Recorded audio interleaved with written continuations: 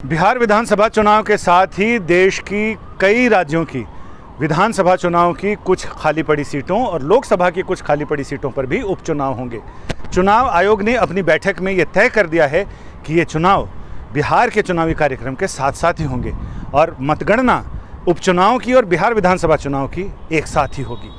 ऐसे में बड़ा सवाल ये है कि इसमें कई राज्यों की सीटें हैं जिनमें सबसे महत्वपूर्ण मध्य प्रदेश विधानसभा की वो 27 सीटें हैं जिनके विधायकों को अयोग्य घोषित कर दिया गया था। हालांकि वो बहुत सारे लोग शिवराज सिंह मंत्रिमंडल में हैं, लेकिन सभी लोगों को एक बार फिर विधानसभा चुनाव में जाकर अपने आप को सिद्ध करना पड़ेगा। वहाँ से चुन कर आएंगे, उसके बाद फिर उनकी सदस्यता, मंत्रिमंडल में सदस्यता एक बार फिर वैध हो जाएगी।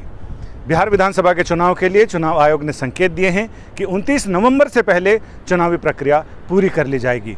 ऐसे में सूत्रों की माने तो दिवाली से पहले यानी दशहरे के बाद और दिवाली के बीच के जो 20 दिनों का वक्फा है उसमें 3 या 4 चरणों में बिहार विधानसभा के चुनाव होंगे और उम्मीद की जा रही है कि हो सकता है कि दिवाली से पहले मतगणना हो जाए या फिर दिवाली और छठ के एकदम बाद मतगणना हो। लेकिन चुनावी कार्यक्रम, जो मतदान का कार्यक्रम है, वो 15 नवंबर से पहले सभी चरणों के चुनाव हो जाएंगे। ऐसा अभी तक चुनाव आयोग की योजना है, क्योंकि सबसे आखिरी चरण में उन इलाकों में चुनाव कराने की योजना है जहां बाढ़ का असर ज़्यादा होता है, क्योंकि आजकल कुछ सालों में देखा गया है कि मानसून ज़्यादा समय तक टिकता है और इसके विड्रॉवल की तारीख धीरे धीरे आगे बढ़ रही है। लिहाजा इसको ध्यान में रखते हुए चुनाव आयोग सारे कार्यक्रम बना रहा है। उम्मीद की जा रही है कि 15 सितंबर के आसपास चुनाव आयोग कार्यक्रम की घोषणा कर दे और उसके बाद बिहार विधानसभा का और जिन जिन राज्यों में उपचुनाव होने हैं वहाँ चुनावी बिगुल बच जाएगा।